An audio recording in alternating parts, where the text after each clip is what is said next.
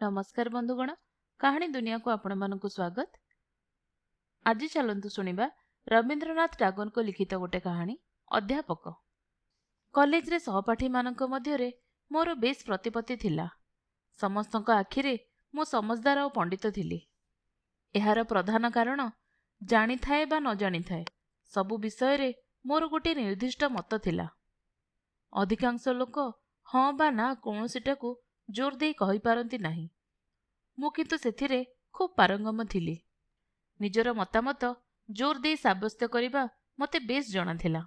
केवल जे मोर मतामत थिला ताहा नुहे, मु प्रबंध लेखुथिली, वक्तृता देउथिली, कविता लेखुथिली, समालोचना करुथिली एवं सबु दिगरु मोर सहपाठी मानकर ईर्षा और श्रद्धार पात्र थिली। कॉलेज रे एहीपरि निजर महिमा बजाय रखी सम्मानर सहित बाहरी आसी पारि थांती। किंतु इतिमध्यरे मोर ख्याति स्थानर सन्नी एक नूतन अध्यापक रूप धारण करी कॉलेज रे उदित हेले। से समयर नवीन अध्यापक वर्तमान जड़े सुविख्यात लेखक। अतएव मोर ए कहानी रे तांकर नाम गोपन कले मध्य तांकर विशेष किछि क्षति हेब नाही। वर्तमान पई तांकर बामचरण नामकरण करी एही कहानीटी वर्णना करिबी। ए भद्रलोकंकर बयस जे आम मानक ठारू अधिक थिला ताहा नुहे। अल्प दिन हेला एमए परीक्षा प्रथम श्रेणी रे प्रथम होई टनी साहेबंकर विशेष प्रशंसा पात्र होई कॉलेज छाड़िचंती। किंतु से थिले ब्राह्म समाजर, तेणु आमको सुदूर और स्वतंत्र परि जणा जाउथिले। आमर समकालीन परि लागु नथिले। आमे माने थिलु नव्य हिंदू। आउ आम मानक भितरे अध्यापकंकर ब्रह्म दैत्य नामटी प्रचलित हैला। आमर गोटे तर्क सभा थिला। से सभार विक्रमादित्य मु थिली। आउ नवरत्न मध्य मु ही थिली। कारण से सभार 36 जन सदस्यंक मध्यरु 35 जन को बाद देले चले। कारण अवशिष्ट जनकर योग्यता संबंध रे अर्थात मो निज संबंध रे मोर मत जहा बाकी 35 जन को मत मध्य सेया थिला। एही सभार वार्षिक अधिवेशन उद्देश्य रे मु कार्लाइल को समालोचना करी गोटे ओजस्वी प्रबंध रचना करिथिली। मनरे दृढ़ विश्वास थिला जे श्रोता मात्रे ही चमकृत हेबे।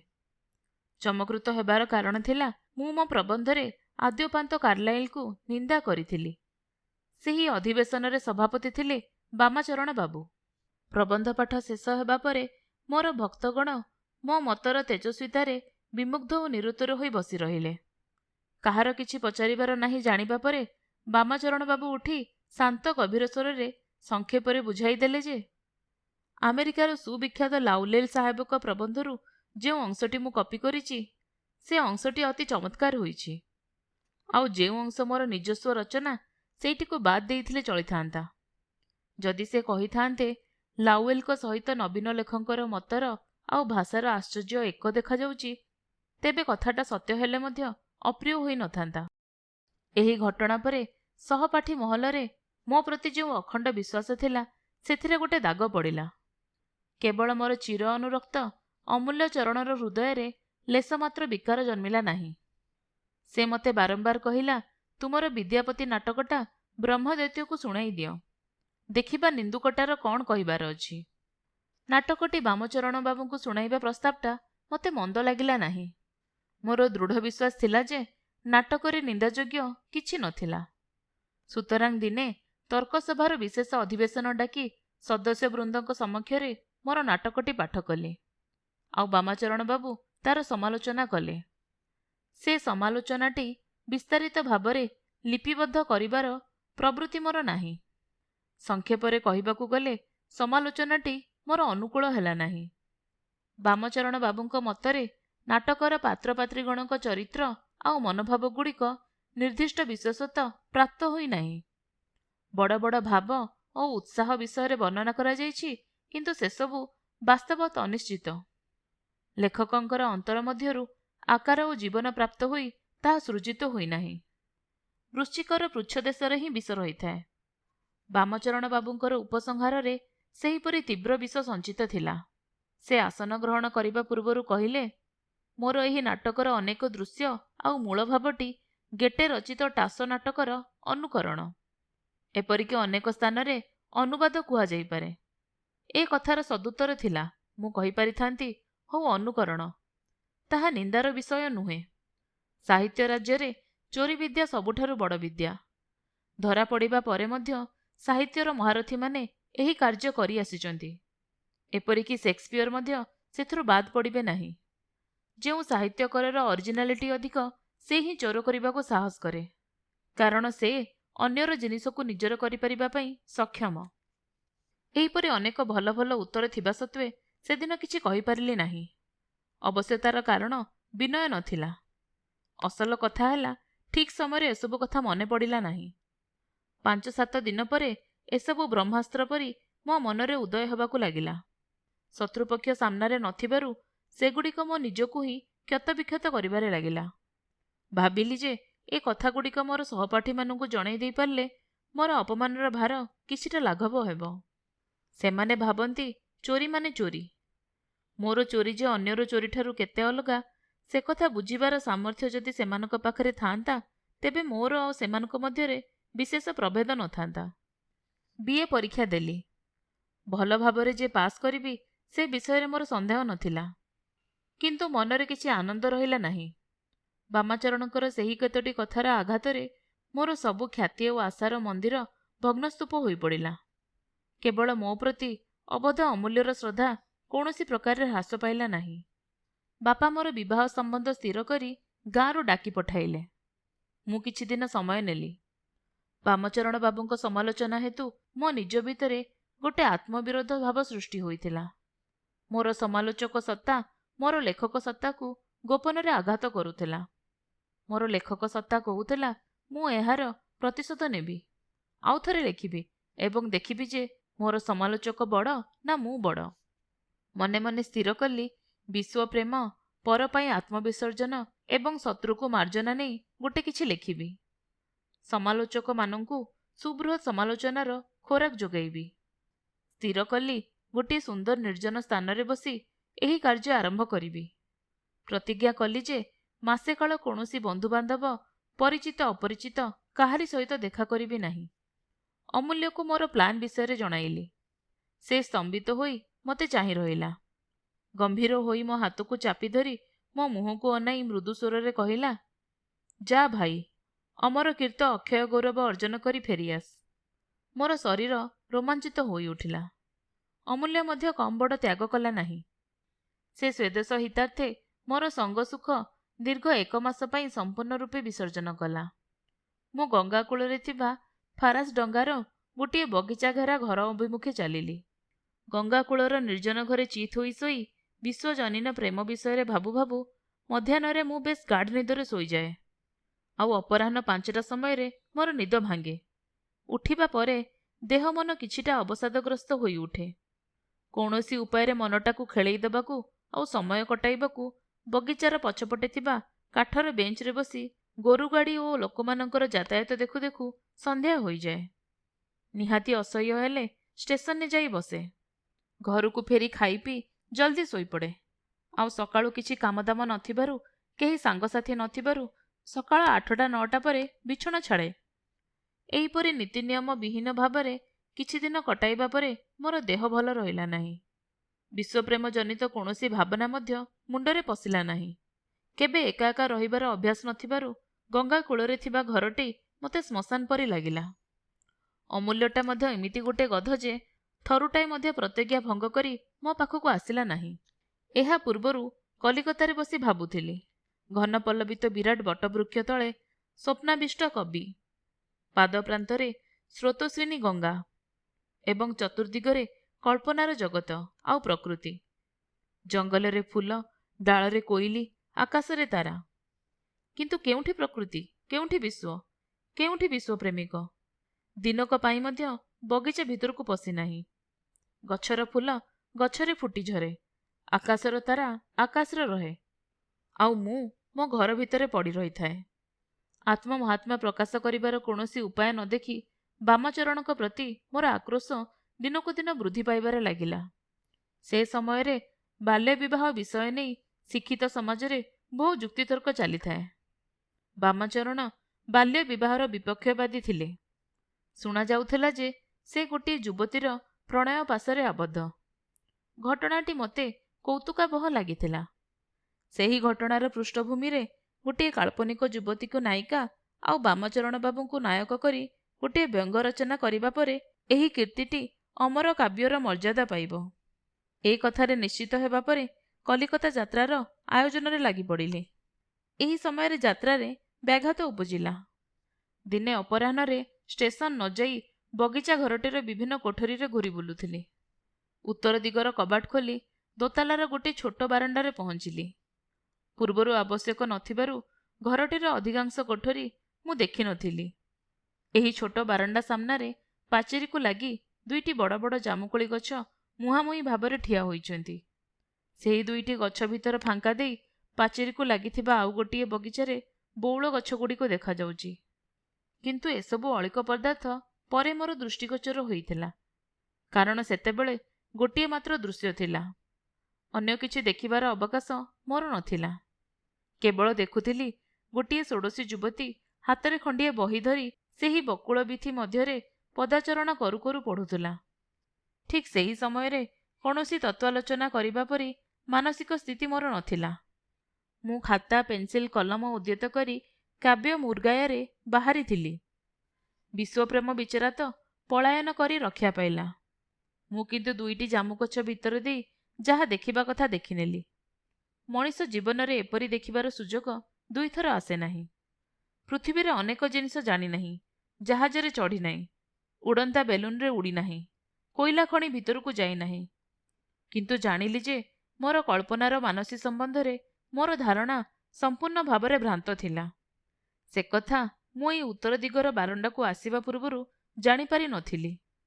ମୋତେ 21 ବର୍ଷ ପୂର୍ଣ୍ଣ ହେବାକୁ ଚାଲିଲା। କଳ୍ପନା ଚକ୍ଷୁରେ ନାରୀ ସୌନ୍ଦର୍ଯ୍ୟର ଗୋଟିଏ ଧ୍ୟାନ ମୂର୍ତ୍ତି ଯେ ସୃଜନ କରିନାହିଁ ସେ କଥା କହିପାରିବି ନାହିଁ। ସେ ମୂର୍ତ୍ତିକୁ ନାନା ପ୍ରକାରର ବେଶଭୂଷାରେ ସଜ୍ଜିତ ଆଉ ନାନା ଅବସ୍ଥା ମଧ୍ୟରେ କଳ୍ପନା କରିଛି। କିନ୍ତୁ ସୁଦୂର ସ୍ୱପ୍ନରେ ମଧ୍ୟ ତା ପାଦରେ ଜୋତା, ଦେହରେ ହାଇ ଫ୍ୟାସନର ଜାମା ଆଉ ହାତରେ ବହି ଦେଖିବି ଏକଥା ଆଶା ବି କରିନାହିଁ, ଇଚ୍ଛା ମଧ୍ୟ କରିନାହିଁ। କିନ୍ତୁ ମୋର ଏଇ ଲକ୍ଷ୍ମୀ ପାଦରେ ଜୋତା ପିନ୍ଧି, ଦେହରେ ସୌଖିନ ଜାମା ପିନ୍ଧି, ବହି ହାତରେ ଧରି ଦୁଇଟି ଜାମୁଗଛ ମଧ୍ୟରେ ହଠାତ୍ ଦେଖାଦେଲେ। ଅଥଚ ମୁଁ କୌଣସି ବାକ୍ୟ ଉଚ୍ଚାରଣ କରିପାରିଲି ନାହିଁ। 2 ମିନିଟରୁ ଅଧିକ ସମୟ ଦେଖିପାରିଲି ନାହିଁ। ଗଛର ଫାଙ୍କା ଦେଇ ଦେଖିବାକୁ ଚେଷ୍ଟା କରିଥିଲି, କିନ୍ତୁ କୃତକାର୍ଯ୍ୟ ହେଲି ନାହିଁ। ସେହିଦିନ ସନ୍ଧ୍ୟା ପୂର୍ବରୁ ବରଗଛ ତଳେ ବସିଥିଲି। ମୋ ଆଖି ସାମ୍ନାରେ ସନ୍ଧ୍ୟା ତାରା ଉଦିତ ହେଲା। ଧୀରେ ଧୀରେ ସନ୍ଧ୍ୟା ରାତ୍ରିରେ ପରିଣତ ହେଲା। ସେ ହାତରେ ଯେଉଁ ବହିଟି ଧରିଥିଲା ସେଇଟି କି ବହି ଜାଣିବାକୁ ମୋର ମନ ଉଦ୍ବିଗ୍ନ ହୋଇଉଠିଲା। ଅର୍ଦ୍ଧେକ ରାତ୍ରି ପର୍ଯ୍ୟନ୍ତ ଏହିପରି କେତେ କ'ଣ ଭାବୁଥିଲି। ସବୁ କଥା ପରିଷ୍କାର ଭାବରେ ପ୍ରକାଶ କରିବା ସମ୍ଭବ ନୁହେଁ। କିନ୍ତୁ ସେଇ ଯେ କୁମାରୀ, ସେ କଥା ମୋତେ କିଏ କହିଲା? ଏଇ ଅପରିଚିତା, ବିବାହିତା କି କୁମାରୀ, ବ୍ରାହ୍ମଣୀ କି ଶୂଦ୍ର, ସେ ସମ୍ବାଦ ନେବା ମୋ ପକ୍ଷରେ କଠିନ ନଥିଲା। ପରଦିନ ଗୋଟିଏ ନୌକାକୁ ଭଡ଼ା କରି ତୀର ଆଡ଼କୁ ଚାହିଁ ସ୍ରୋତର ଅନୁକୂଳରେ ଛାଡ଼ିଦେବାକୁ ନାଉରିଆମାନଙ୍କୁ ଆଦେଶ ଦେଲି। ମୋର ଶକୁନ୍ତଳାର ତପୋବନ କୁଟୀରଟି ଗଙ୍ଗା ନଦୀର ଧାରରେ ହିଁ ଥିଲା। ନଦୀ ଘାଟରୁ ବୃହତ୍ ସିଡ଼ି ଘରଟିର ବାରଣ୍ଡା ପର୍ଯ୍ୟନ୍ତ ଉଠିଯାଇଛି। ଢାଲୁ କାଠର ଛାତ ତଳେ ଥିବା ବାରଣ୍ଡାଟି ଛାୟାମୟ। ମୋର ନୌକାଟି ଯେତେବେଳେ ନିଶବ୍ଦରେ ଘାଟ ସମ୍ମୁଖ ଦେଇ ଭାସି ଆସିଲା, ଦେଖିଲି ମୋର ନବଯୁଗର ଶକୁନ୍ତଳା ବାରଣ୍ଡାରେ ଚଟାଣ ଉପରେ ବସି ରହିଛି, ଆଉ ପଛପଟେ ଗୋଟିଏ ଚୌକି ଉପରେ କେତେଖଣ୍ଡ ବହି ପଡ଼ିଛି। ସେଇ ବହିଗୁଡ଼ିକ ଉପରେ ତାର ଖୋଲା କେଶ ସ୍ତୂପାକାରରେ ପଡ଼ିଛି। ନୌକା ଉପରୁ ମୁଖ ଦୃଶ୍ୟମାନ ନୁହେଁ, କେବଳ ସୁକୋମଳ କଣ୍ଠର ଗୋଟିଏ ବକ୍ରରେଖା ଦେଖାଯାଉଛି। ଶାଢ଼ୀର କଳା ଧଡ଼ିଟି ବଙ୍କା ହୋଇ ପାଦ ଦୁଇଟିକୁ ବେଷ୍ଟନ କରିଛି। ମନେ ହେଲା ଯେପରି ସାକ୍ଷାତ୍ ମଧ୍ୟାହ୍ନ ଲକ୍ଷ୍ମୀ। ଯେତେ ସମୟ ଦେଖାଗଲା ଦେଖିଲି। ଶେଷରେ ଦୃଶ୍ୟଟି ଯେତେବେଳେ ଗୋଟିଏ ବୃକ୍ଷର ଅନ୍ତରାଳରେ ଅଦୃଶ୍ୟ ହେଲା, ହଠାତ୍ ଯେପରି କିଛି ମନେ ପଡ଼ିଗଲା। ଆଉ ନାଉରିଆକୁ କହିଲି, ମାଝି, ଆଜି ମୁଁ ଆଉ ହୁଗୁଳି ଯାଇପାରିବି ନାହିଁ। ଚାଲ ଏଇଠାରୁ ଫେରିଯିବା। କିନ୍ତୁ ଫେରିବା ସମୟରେ ସ୍ରୋତର ପ୍ରତିକୂଳରେ ଆସିବାକୁ ପଡ଼ିଲା, ତେଣୁ କାତ ମାରିବାକୁ ହେଲା। ନୌକା ଯେତେବେଳେ ଘାଟ ନିକଟରେ ପହଞ୍ଚିଲା, ସେତେବେଳେ ଆହୁଲା ଶବ୍ଦରେ କୌତୂହଳୀ ହୋଇ ସେ ମୋ ନୌକା ଆଡ଼କୁ ଚାହିଁଲା। ମୁହୂର୍ତ୍ତକ ମଧ୍ୟରେ ମୋର ବ୍ୟାକୁଳ ଦୃଷ୍ଟି ଦେଖି ଘର ଭିତରକୁ ଚାଲିଗଲା। ମୋର ମନେ ହେଲା ମୁଁ ଯେପରି ତାକୁ ଆଘାତ କଲି, ଯେପରି ସେ ଆହତ ହେଲା। ବଟବୃକ୍ଷ ଛାୟାରେ ଆଜି ପ୍ରକୃତି ମୋ ପାଖରେ ଏକକ ଆଉ ସୁନ୍ଦର। ସେ ମୋତେ ମୂକ ଭାବରେ ଅନୁନୟ କରୁଛି। ମୁଁ ମୌନ। ତୁମେ ମୋତେ ଭାଷା ଦିଅ।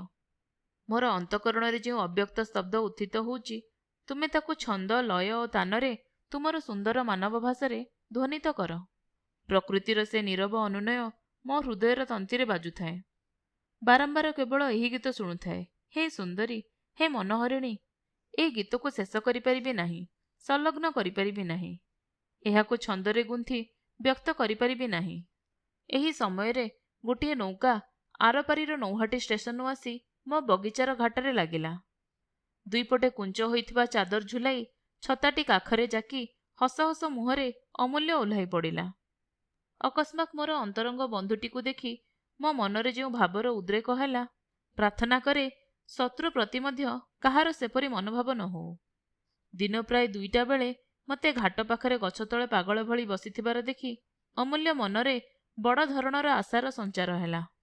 ତାକୁ ଦେଖି ମୁଁ ଆହୁରି ରାଗିଗଲି। କିଞ୍ଚିତ୍ ଅଧୀର ହୋଇ କହିଲି, କ'ଣ କି ହୋ ଅମୂଲ୍ୟ, ଘଟଣା କ'ଣ? ତୁମ ପାଦରେ କଣ୍ଟା ଫୁଟିଗଲା କି? ଅମୂଲ୍ୟ ଭାବିଲା ମୁଁ ତା ସହିତ ପରିହାସ କରୁଛି।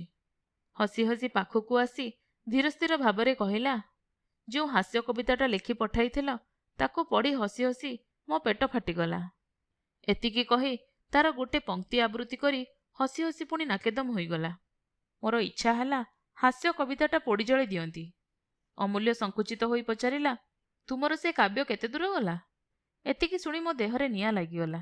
ମନେ ମନେ କହିଲି, ଯେମିତି ମୋ କାବ୍ୟ ସେମିତି ତ ବୁଦ୍ଧି। କିନ୍ତୁ ଉପରେ କହିଲି, ସେସବୁ କଥା ପରେ, ବର୍ତ୍ତମାନ ମୋତେ ବ୍ୟସ୍ତ କର ନାହିଁ। ଅମୂଲ୍ୟ ଲୋକଟା କୌତୂହଳୀ, ଚାରିଆଡ଼କୁ ତା ନଜର। ତା ଭୟରେ ମୋ ଉତ୍ତର ଦିଗର କବାଟଟା ପୁରା ବନ୍ଦ ରଖିଲି। ସେ ପଚାରିଲା, ସେପଟେ କ'ଣ ଅଛି କି ହୋ? ମୁଁ କହିଲି, କିଛି ନାହିଁ। ଏତେ ବଡ଼ ମିଛ ମୁଁ ଜୀବନରେ କେବେ କହିନଥିଲି। 2ଟା ଦିନ ମୋତେ ନାନା ଭାବରେ ବିଧ କରି ତୃତୀୟ ଦିନ ସନ୍ଧ୍ୟା ଟ୍ରେନରେ ଅମୂଲ୍ୟ ଚାଲିଗଲା। ଏଇ 2ଟା ଦିନ ମୁଁ ବଗିଚାର ଉତ୍ତର ଦିଗକୁ ଯାଇନାହିଁ, ସେ ପଟକୁ ଚାହିଁ ନାହିଁ। କୃପଣ ଯେପରି ତାର ରତ୍ନଭଣ୍ଡାରକୁ ଲୁଚାଇ ରଖେ, ମୁଁ ସେହିପରି ମୋର ଉତ୍ତର ଦିଗର ବଗିଚାଟିକୁ ଯତ୍ନର ସହିତ ଗୋପନ ରଖିଲି। ଅମୂଲ୍ୟ ଯିବା ମାତ୍ରେ ଦୌଡ଼ି ଯାଇ ଦ୍ୱାର ଖୋଲି ଦୋତାଲାର ଉତ୍ତରପଟ ବାରଣ୍ଡାରେ ପହଞ୍ଚିଲି। ଦେଖିଲି କୁମାରୀ ତାର ବୃଦ୍ଧ ପିତାଙ୍କର ଦକ୍ଷିଣ ହସ୍ତଟିକୁ ଧରି ଧୀରେ ଧୀରେ ପଦାଚରଣ କରୁ କରୁ ଧୀର ସ୍ୱରରେ କଥାବାର୍ତ୍ତା କରୁଥିଲା। ବୃଦ୍ଧ ସ୍ନେହ ସହକାରେ ନଇଁ ପଡ଼ି ମନୋଯୋଗର ସହିତ ଶୁଣୁଥିଲେ। ମୋର ହୃଦୟ ଆନନ୍ଦରେ କିମ୍ବା ବେଦନାରେ ବିଦୀର୍ଣ୍ଣ ହୋଇଯିବା ପରି ଲାଗିଲା। ପରଦିନ ମୁଁ ଆଉ ରହିପାରିଲି ନାହିଁ। ସକାଳେ ମୋର ପ୍ରତିବେଶୀଙ୍କ ସହିତ ଦେଖା କରିବା ପାଇଁ ବାହାରିଗଲି। ଭାବନାଥ ବାବୁ ସେତେବେଳେ ଗୋଟେ ବଡ଼ କପ୍ରେ ଚା ପାଖରେ ରଖି ଆଖିରେ ଚଷମା ଦେଇ ନୀଳ ପେନ୍ସିଲରେ ଦାଗ ମରାଯାଇଥିବା ହାମିଲଟନଙ୍କର ଗୋଟେ ପୁରାତନ ପୋଥି ମନୋଯୋଗ ଦେଇ ପଢ଼ୁଥିଲେ। ମୁଁ ଘରେ ପ୍ରବେଶ କରିବାରୁ ଚଷମା ଉପର ଦେଇ ମୋ ଆଡ଼କୁ କିଛି ସମୟ ଚାହିଁଲେ। ବହିରୁ ସାଙ୍ଗେ ସାଙ୍ଗେ ମନୋଯୋଗ ବିଚ୍ଛିନ୍ନ କରିପାରିଲେ ନାହିଁ। ଶେଷରେ ଅକସ୍ମାତ୍ ସଚେତନ ହୋଇ ଅତିଥି ସତ୍କାର ପାଇଁ ବ୍ୟସ୍ତ ହୋଇପଡ଼ିଲେ। ମୁଁ ସଂକ୍ଷେପରେ ଆତ୍ମପରିଚୟ ଦେଲି। ସେ ଏପରି ବ୍ୟସ୍ତ ହୋଇପଡ଼ିଲେ ଯେ ଚଷମାର ଖୋଳ ଖୋଜି ପାଇଲେ ନାହିଁ। ଅଯଥାରେ ପଚାରିଲେ, ଆପଣ ଚା ପିଇବେ? ମୁଁ ଯଦିଓ ଚା ପିଏ ନାହିଁ, ତଥାପି କହିଲି, ଆପତ୍ତି କ'ଣ? ଭାବନାଥ ବାବୁ ବ୍ୟସ୍ତ ହୋଇପଡ଼ି କିରଣ କିରଣ ଡାକି ଉଠିଲେ। ନିକଟରୁ ଅତି ମଧୁର ସ୍ୱରରେ ଉତ୍ତର ଆସିଲା, କ'ଣ ବାପା? ଭାବନାଥ ବାବୁ ତାଙ୍କୁ ମୋ ସହିତ ପରିଚୟ କରାଇଦେଲେ, ଆଉ କହିଲେ, ଏ ଭଦ୍ରଲୋକ ଜଣକ ହେଲେ ଆମର ପ୍ରତିବେଶୀ ମହେନ୍ଦ୍ର କୁମାର ବାବୁ। ଏବଂ ମୋତେ କହିଲେ, ଏଇଟି ମୋର କନ୍ୟା କିରଣବାଳା। ମୁଁ କ'ଣ କରିବି କ'ଣ କହିବି ଭାବୁ ଭାବୁ କିରଣ ମୋତେ ନମସ୍କାର କଲେ। ମୁଁ ମଧ୍ୟ ଭୁଲ ସୁଧାରି ପ୍ରତି ନମସ୍କାର କଲି। ଭାବନାଥ ବାବୁ କହିଲେ, ମା, ମହେନ୍ଦ୍ର ବାବୁଙ୍କ ପାଇଁ କପେ ଚା କରିଆଣ। ମୁଁ ମନେ ମନେ ଅତ୍ୟନ୍ତ ସଂକୁଚିତ ହୋଇ ଉଠିଲି, କିନ୍ତୁ ମୁହଁ ଖୋଲି କିଛି କହିବା ପୂର୍ବରୁ କିରଣ ଘର ଛାଡ଼ି ବାହାରି ଚାଲି ଯାଇଥିଲେ। ଭାବନାଥ ବାବୁଙ୍କ ଘରେ ମୁଁ ଏବେ ନିତ୍ୟ ଅତିଥି। ପୂର୍ବରୁ ଚା ଜିନିଷଟା ପ୍ରତି ମୋର ଭୟ ଥିଲା। ଏବେ ସକାଳ ସନ୍ଧ୍ୟାରେ ଚା ପିଇ ପିଇ ମୋର ନିଶା ଧରିଗଲା। ମୋର BA ପରୀକ୍ଷା ପାଇଁ ଜର୍ମାନ ପଣ୍ଡିତ ଦର୍ଶନଶାସ୍ତ୍ରର ନବ୍ୟ ଇତିହାସ ମୁଁ ସଦ୍ୟ ପଢ଼ିଥିଲି। ତେଣୁ ଭାବନାଥ ବାବୁଙ୍କ ସହିତ ଦର୍ଶନ ଆଲୋଚନା ପାଇଁ ଆସିବାର ଛଳନା କରୁଥିଲି।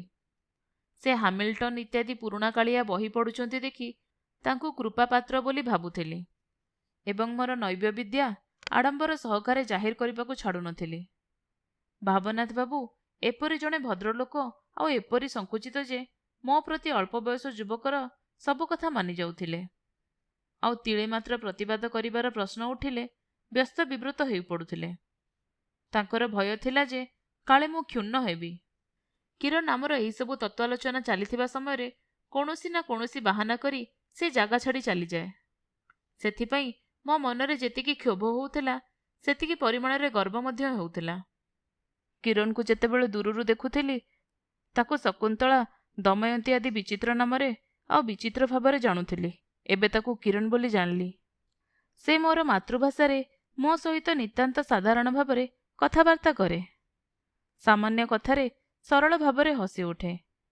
ଆମରିମାନଙ୍କ ଘରର ଝିଅମାନଙ୍କ ପରି ହାତରେ 2ଟି ସୁନାର ବଳା ପିନ୍ଧିଥାଏ। ଗଳାର ହାରଟି ବିଶେଷ କିଛି ନୁହଁ, କିନ୍ତୁ ଅତି ମନୋରମ ଶାଢ଼ୀର ପ୍ରାନ୍ତଟି କେତେବେଳେ କବରୀ ବେଷ୍ଟନ କରିଥାଏ ତ କେତେବେଳେ ଅନାଭ୍ୟାସବଶତଃ ଖସି ପଡ଼ିଥାଏ। ଏସବୁ ମୋତେ ଭାରି ସୁଖ ଦିଏ। ଦିନେ ଭାବନାଥ ବାବୁଙ୍କ ପାଖରେ ଉତ୍ସାହ ସହକାରେ ବାଚଳତା ପ୍ରକାଶ କରୁଥିଲି। ଆଲୋଚନା କିଛି ବାଟ ଆଗେଇଲା ମାତ୍ରେ କିରଣ ଉଠିଗଲା। ଆଉ ଅଳ୍ପ ସମୟ ଭିତରେ ବାରଣ୍ଡାରେ ଗୋଟିଏ ଉଠାଚୁଲି ଆଉ ରାନ୍ଧଣା ସରଞ୍ଜାମ ରଖି ଭାବନାଥ ବାବୁଙ୍କୁ ଭର୍ତ୍ସନା କରି କହିଲା, ବାବା, ତମେ କାହିଁକି ମହେନ୍ଦ୍ର ବାବୁଙ୍କ ଏହିସବୁ କଷ୍ଟ ବିଷୟରେ ବୃଥା ଯୁକ୍ତି କରଉଛ? ଆସନ୍ତୁ ମହେନ୍ଦ୍ର ବାବୁ, ମୋତେ ରୋଷେଇରେ ବରଂ ସାହାଯ୍ୟ କଲେ ମୋର ଉପକାର ହେବ। ଭାବନାଥ ବାବୁଙ୍କର ଯେ କିଛି ଦୋଷ ନଥାଏ ସେ କଥା କିରଣ ଜାଣିଥାଏ। ଆଉ ଦିନେ ସନ୍ଧ୍ୟାରେ ଆଉ ଗୋଟିଏ ବିଷୟରେ ଆଲୋଚନା କରୁ କରୁ ମଝିରେ କିରଣ ଆସି କହିଲା, ମହେନ୍ଦ୍ର ବାବୁ, ଅବଳାକୁ ସାହାଯ୍ୟ କରିବାକୁ ପଡ଼ିବ। କାନ୍ଥ ଉପରକୁ ଲଟା ମଡ଼ାଇବି, ମୋର ହାତ ପାଉନାହିଁ। ସିଡ଼ିରେ ଚଢ଼ି ଆପଣଙ୍କୁ କଣ୍ଟା ବାଡ଼ାଇବାକୁ ପଡ଼ିବ। ମୁଁ ଉତ୍ଫୁଲ୍ଲ ହୋଇ ଉଠିଗଲି। ଭାବନାଥ ବାବୁ ମଧ୍ୟ ପ୍ରଫୁଲ୍ଲ ମନରେ ବହି ପଢ଼ା ଆରମ୍ଭ କଲେ। ଏମିତି ପ୍ରାୟ ଯେତେବେଳେ ମୁଁ ଭାବନାଥ ବାବୁଙ୍କ ପାଖରେ ବଡ଼ ବଡ଼ ବିଷୟରେ ଆଲୋଚନା ଆରମ୍ଭ କରେ, କିରଣ କିଛି ନା କିଛି ବାହାନା କରି ମୋତେ ଅନ୍ୟତ୍ର ଡାକିନିଏ। ମୋତେ ଲାଗେ ଯେ କିରଣ ପାଖରେ ମୁଁ ଧରା ପଡ଼ିଯାଇଛି। ସେ ଜାଣିପାରିଛି ଯେ ଭାବନାଥ ବାବୁଙ୍କ ସହ ତତ୍ତ୍ୱାଲୋଚନା ମୋ ଜୀବନର ଚରମ ଲକ୍ଷ୍ୟ ନୁହେଁ। ଏହିପରି ମନ୍ତବ୍ୟ ପ୍ରକାଶ କରୁଥିବା ସମୟରେ କିରଣ ଆସି କହେ, ମହେନ୍ଦ୍ର ବାବୁ, 2ଟା ଆମ୍ବ ପାଚିଛି, ଆସନ୍ତୁ ମୋ ପାଇଁ ତୋଳିଦେବେ। ମୋର ସବୁତକ ଦିନ ଆଉ ସବୁତକ ରାତି ଅମୃତରେ ପୂର୍ଣ୍ଣ ହୋଇଗଲା। ମୋର ସବୁ ଚିନ୍ତା ଆଉ ସବୁ କଳ୍ପନା ନୂଆ ଶାଖା ପ୍ରଶାଖା କରି ଲତା ପରି କିରଣକୁ ମୋ ସହିତ ବେଷ୍ଟନ କରି ବାନ୍ଧିବାରେ ଲାଗିଲା। ଯେତେବେଳେ ଶୁଭ ଅବସର ଆସିବ ସେତେବେଳେ କିରଣକୁ କ'ଣ ଶିଖାଇବି, କ'ଣ ପଢ଼ାଇବି, ଏପରି ଅସଂଖ୍ୟ ଚିନ୍ତାରେ ମୋର ମନ ଆଚ୍ଛନ୍ନ ହୋଇଗଲା। ଏଣେ ମୋର ଛୁଟି ଶେଷ ହୋଇ ଆସିଲା। ବାହାଘର ପାଇଁ ଘରକୁ ଯିବାକୁ ବାପାଙ୍କର ସସ୍ନେହ ଅନୁରୋଧ କ୍ରମେ କଠିନ ଆଦେଶରେ ପରିଣତ ହେବାକୁ ଆରମ୍ଭ କଲା। ତେଣେ ଅମୂଲ୍ୟକୁ ମଧ୍ୟ ରୋକିବା କଷ୍ଟ ହୋଇ ଉଠିଲା। କିପରି ଅବିଳମ୍ବେ ଅନ୍ତରର ଆକାଂକ୍ଷାକୁ ବ୍ୟକ୍ତ କରି ପ୍ରଣୟକୁ ପରିଣୟରେ ବିକଶିତ କରିବି, ସେହି ବିଷୟ ଚିନ୍ତା କରିବାକୁ ଲାଗିଲି। ଦିନେ ମଧ୍ୟାହ୍ନରେ ଭାବନାଥ ବାବୁଙ୍କ ଘରେ ପହଞ୍ଚି ଦେଖେ ସେ ପଢ଼ୁ ପଢ଼ୁ ଚୌକିରେ ଢୋଳେଇ ପଡ଼ିଛନ୍ତି ଏବଂ ସାମ୍ନାରେ କିରଣ ଗଙ୍ଗାକୂଳର ବାରଣ୍ଡାରେ ବସି କ'ଣ ଗୋଟେ ବହି ପଢ଼ୁଛି। ମୁଁ ପାଦ ଚିପି ଚିପି ଯାଇ ଦେଖିଲି ଗୋଟେ ନୂଆ କବିତା ବହି। ମୁଁ ସହଜ ସ୍ୱରରେ ପଚାରିଲି, କ'ଣ ପଢ଼ୁଥିଲେ? ସେ ସାଙ୍ଗେ ସାଙ୍ଗେ ବହିଟିକୁ ବନ୍ଦ କରି ନିଜର ଅଞ୍ଚଳ ମଧ୍ୟରେ ଲୁଚାଇ ଦେଲା। ମୁଁ ହସି ହସି କହିଲି, ବହିଟା ମୁଁ ଟିକେ ଦେଖିପାରେ କି? କିରଣ ବ୍ୟସ୍ତ ହୋଇ କହିଲା, ନା ନା, ସେ ବହିଟା ଥାଉ। କିରଣ ଯେପରି ଅଧୀର ହୋଇ ଉଠିଲା। କହିଲା, ବାପା ଏକା ବସିଛନ୍ତି। ଅନନ୍ତ ଆକାଶ ବିଷୟର ଆଲୋଚନାଟା ଆଜି ଶେଷ କରିବେ ନାହିଁ? କିରଣ କଥାର ଉତ୍ତର ନ ଦେଇ କହିଲି, ମୋର କେତେଗୁଡ଼ିଏ କବିତା ଅଛି, ଆପଣଙ୍କୁ ଶୁଣାଇବି। କିରଣ କହିଲା, କାଲି ଶୁଣିବି। ଏତିକି କହି ଉଠିପଡ଼ି ବାପାଙ୍କୁ ଡାକିଲା। ବାପା, ମହେନ୍ଦ୍ର ବାବୁ ଆସିଛନ୍ତି। ଭାବନାଥ ବାବୁ ପିଲାଙ୍କ ପରି ବ୍ୟସ୍ତ ହୋଇ ଉଠିପଡ଼ିଲେ। ମୋ ଛାତିରେ ଯେପରି ଧକ୍ କରି ଗୋଟେ ଆଘାତ ହେଲା। ମୁଁ ଭାବନାଥ ବାବୁଙ୍କ ସାଙ୍ଗରେ ଘର ଭିତରକୁ ଯାଇ ଅନନ୍ତ ଆକାଶର ଆଲୋଚନାଟା ଆରମ୍ଭ କଲି। କିରଣ ବୋଧହୁଏ ବହି ହାତରେ ଧରି ଦୋତାଲାରେ ତାର ଶୟନ କକ୍ଷରେ ପଢ଼ିବାକୁ ଗଲା। ପରଦିନ ସକାଳେ ଡାକରେ ଲାଲ ପେନ୍ସିଲରେ ଦାଗଦିଆ ଗୋଟିଏ ଷ୍ଟେସମ୍ୟାନ କାଗଜ ଆସି ପହଞ୍ଚିଲା। ସେଥିରେ ବିଏ ପରୀକ୍ଷାର ଫଳ ପ୍ରକାଶିତ ହୋଇଥିଲା। ସେଥିରେ ପ୍ରଥମ ଶ୍ରେଣୀରେ କିରଣବାଳା ନାଁଟି ଆଖିରେ ପଡ଼ିଲା। ମୋର ନାଁ ଦ୍ୱିତୀୟ ବା ତୃତୀୟ କୌଣସି ଶ୍ରେଣୀରେ ନଥିଲା। ପରୀକ୍ଷାରେ ଅକୃତ କାର୍ଯ୍ୟ ହେବାର ଦୁଃଖ ସହିତ ଗୋଟିଏ ସନ୍ଦେହ ମନରେ ଜାଗିଲା। ଏଇ କିରଣବାଲା ହୁଏତ ଆମର କିରଣବାଲା। ସେ କଲେଜରେ ପଢ଼ିଛି ବା ପରୀକ୍ଷା ଦେଇଛି, ଏକଥା ଯଦିଓ ମୋତେ କହିନାହିଁ, ତଥାପି ସନ୍ଦେହ କ୍ରମେ ପ୍ରବଳ ହେବାରେ ଲାଗିଲା। କାରଣ ଭାବି ଦେଖିଲି, ବୃଦ୍ଧ ପିତା ଆଉ ତାଙ୍କର କନ୍ୟାଟି କେବେ ହେଲେ ନିଜ ବିଷୟରେ କିଛି କହିନାହାନ୍ତି। ଆଉ ମୁଁ ମଧ୍ୟ ସେମାନଙ୍କ ବିଷୟରେ କେବେ ପ୍ରଶ୍ନ କରି ନାହିଁ। କିରଣବାଲା ଦର୍ଶନ ଶାସ୍ତ୍ରରେ ଅନର୍ସ ଆଉ ତା ସହିତ ସାହିତ୍ୟ ନେଇ ପ୍ରଥମ ଶ୍ରେଣୀରେ ପାସ୍ କରିଛି। ଯଦି ଏହି କିରଣ ହୋଇଥାଏ। ତାପରେ ଖାତା ଧରି ଭାବନାଥ ବାବୁଙ୍କର ଉଦ୍ୟାନ ଭବନରେ ପହଞ୍ଚିଲି। ସେତେବେଳେ ଘରେ କେହି ନଥିଲେ। ମୁଁ ଭଲକିରି ତାଙ୍କର ବହିଗୁଡ଼ିକ ନିରୀକ୍ଷଣ କଲି। ଦେଖିଲି ଜର୍ମାନ ପଣ୍ଡିତ ରଚିତ ଦର୍ଶନଶାସ୍ତ୍ରର ଇତିହାସ ଖଣ୍ଡିକ ଗୋଟିଏ କଣରେ ପଡ଼ିଛି। ଖୋଲି ଦେଖିଲି ବୃଦ୍ଧଙ୍କର ସ୍ୱହସ୍ତ ଲିଖିତ ନୋଟରେ ବହିଟିର ମାର୍ଜିନ୍ ପୂର୍ଣ୍ଣ। ବୃଦ୍ଧ ଯେ ନିଜେ ତାଙ୍କର କନ୍ୟାଟିକୁ ଶିକ୍ଷା ଦେଇଛନ୍ତି ସେଥିରେ ସନ୍ଦେହ ରହିଲା ନାହିଁ। ଭାବନାଥ ବାବୁ ଅନ୍ୟ ଦିନ ଅପେକ୍ଷା ଅଧିକ ପ୍ରଫୁଲ୍ଲ ମୁଖରେ ଘରକୁ ପଶିଲେ, ଯେପରି ସଙ୍ଗେ ସଙ୍ଗେ କୌଣସି ସୁସମ୍ବାଦ ପାଇଛନ୍ତି। ମୁଁ ହଠାତ୍ ରୁକ୍ଷ ଭାବରେ କହି ଉଠିଲି, ଭାବନାଥ ବାବୁ, ମୁଁ ପରୀକ୍ଷାରେ ଫେଲ୍ ହୋଇଛି। ଯେଉଁ ସବୁ ବଡ଼ ବଡ଼ ମଣିଷ ବିଦ୍ୟାଳୟର ପରୀକ୍ଷାରେ ଫେଲ୍ ମାରି ଜୀବନର ପରୀକ୍ଷାରେ ପ୍ରଥମ ଶ୍ରେଣୀରେ ଉତ୍ତୀର୍ଣ୍ଣ ହୁଅନ୍ତି, ମୁଁ ଆଜି ସେଇମାନଙ୍କ ମଧ୍ୟରେ ଜଣେ ହେବାର ସୌଭାଗ୍ୟ ଅର୍ଜନ କଲି। ଭାବନାଥ ବାବୁଙ୍କର ମୁହଁ କରୁଣ ହୋଇ ଉଠିଲା। ସେ ଆଉ ତାଙ୍କର କନ୍ୟାର କୃତକାର୍ଯ୍ୟ ହେବାର ସୁସମ୍ବାଦ ମୋତେ ଦେଇପାରିଲେ ନାହିଁ, କିନ୍ତୁ ମୋର ଅସଙ୍ଗତ ଉଗ୍ର ଆନନ୍ଦ ଦେଖି ବିସ୍ମିତ ହୋଇଗଲେ। ତାଙ୍କର ସରଳ ବୁଦ୍ଧିରେ ମୋର ଗର୍ବର କାରଣ ବୁଝିପାରିଲେ ନାହିଁ। ଏହି ସମୟରେ ଆମ କଲେଜର ନବୀନ ଅଧ୍ୟାପକ ବାମାଚରଣ ବାବୁ ଘର ଭିତରକୁ ଆସିଲେ। ମୋର ଆଉ କିଛି ବୁଝିବାକୁ ବାକି ରହିଲା ନାହିଁ। ରାତିରେ ଘରକୁ ଫେରି ଖାତା ଖଣ୍ଡକୁ ଅଗ୍ନିରେ ନିକ୍ଷେପ କରି ଗାଁକୁ ଆସି ବିବାହ କଲି। ଗଙ୍ଗା କୂଳରେ ଯେଉଁ ବୃହତ୍ କାବ୍ୟ ଲେଖିବାର ଥିଲା, ସେ କାବ୍ୟ ଆଉ ଲେଖିପାରିଲି ନାହିଁ, କିନ୍ତୁ ଜୀବନରେ ତାହା ଲାଭ କଲି। ଆପଣମାନେ ଶୁଣୁଥିଲେ ରବୀନ୍ଦ୍ରନାଥ ଟାଗୋରଙ୍କ ଲିଖିତ ଏକ କାହାଣୀ ଅଧ୍ୟାପକ।